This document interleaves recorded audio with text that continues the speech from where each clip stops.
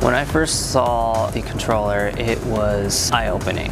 I saw what it could do, not just for me, but for other people in the community of spinal cord injuries.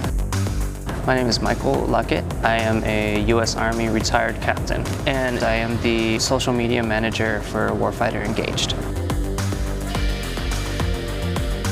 I know a lot of the vets that used to game and didn't game anymore, and they just completely quit. And with this controller coming out from Microsoft and Xbox, it's something I could use to prove them wrong. I was in Iraq in 2010 to 2011, and we came back and I was injured in a motorcycle accident, and it resulted in a C6 spinal cord injury. I lost the function in my hands. I was already in a depressed state.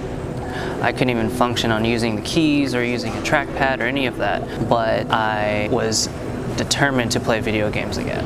And I went online on YouTube and actually just typed in disabled gamer, quadriplegic gamer, and I started seeing these gamers finding ways to play video games, whether it be with their face or just having it on their lap. It was like, if they can do it, why can't I do it? And now I started the journey. It takes a little bit of setting up. At most, it probably took me 2 hours to get used to it. With us as being adaptive gamers, we adapt in different ways. I co-pilot with a controller and a regular Xbox controller, and it opened a lot of doors.